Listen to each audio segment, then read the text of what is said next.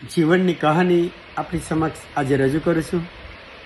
મિત્ર, જિંદગી એટલે એક નાટક જે કોઈના પણ જીવનની ફિલોસોફી હોય છે.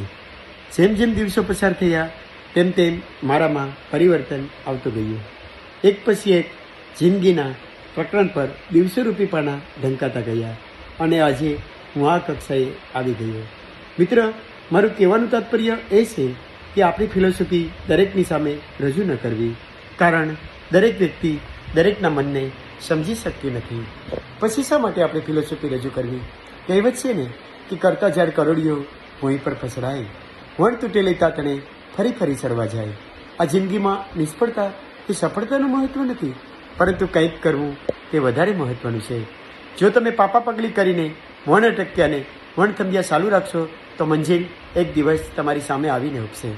પણ અહીંયાથી મુંબઈ જવાની આશાએ તમે વેરાવળના બસ સ્ટેશનમાં વિચાર કર્યા કરશો કે મુંબઈ જવું છે, મુંબઈ જવું છે, તો મુંબઈ ક્યારેય નહીં પહોંચાય. માટે દુનિયા ભલે તમને ગમે તેમ કહે, ગમે તેમ માને, એની સામે લક્ષ આપવાનું ના હોય. મિત્ર, જેને કલાની કિંમત ના હોય એને ભેંસ આગળ ભાગવત બરાબર છે. દિલની અણિશુદ્ધ વિચારધારા, આત્માનો ઉમળ, ત્યાં દિલનો આઘાત અને અંતરની વેદના જ્યારે દિલમાં ઉઠે છે ત્યારે જ કોઈ નવી સ્ટોરીનું સર્જન થાય છે. તેમજ કોઈ રચના પુસ્તકના પાના પર નવનિર્માણ પામે છે. મિત્ર, મારું હૃદય તો ખૂબ જ લાગણીશીલ છે.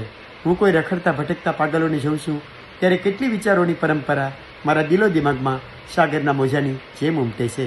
મિત્ર, રાત્રે મારી સાહિત્યની મહેફિલ શરૂ થાય છે. એક ગીત છે, ઘાયલ કે ઘાયલ જાણે ના કોઈ ઘાયલ હોય. હવે હું મારી જિંદગીના અનુભવો પર સચ્ચાઈ કે આંસુ સ્ટોરી બનાવવા ઈચ્છું છું. મિત્ર, આ જિંદગીરૂપી નાટકના તખ્તા પર પણ ઘણા બધા અભિનેતા અને અભિનેત્રીઓ આવીને ચાલ્યા ગયા, જેમાં રાજ કપૂર, સ્વ સંજીવ કુમાર, નૂતન, વિનોદ મહેરા, શ્રીદેવી, દિવ્યા ભારતી અને છેલ્લે સુશાંતસિંહ જેવા મહાન કલાકારો થઈ ગયા, જેઓના નામ ફિલ્મ ક્ષેત્રે ફિલ્મના પડદા ઉપર નોંધાયા. જેમાં મહાન માણસો પણ ડૉક્ટર B.R. આંબેડકર, ખુદીરામ બોઝ, શહીદ ભગતસિંહ, શ્રીમતી ઇન્દિરાબેન ગાંધી, જવાહરલાલ નહેરુ જેવા, અટલ બિહારી વાજપેયી જેવા મહાન માણસો થઈ ગયા, જેઓના નામ આજે ઇતિહાસના પાને નોંધાયા.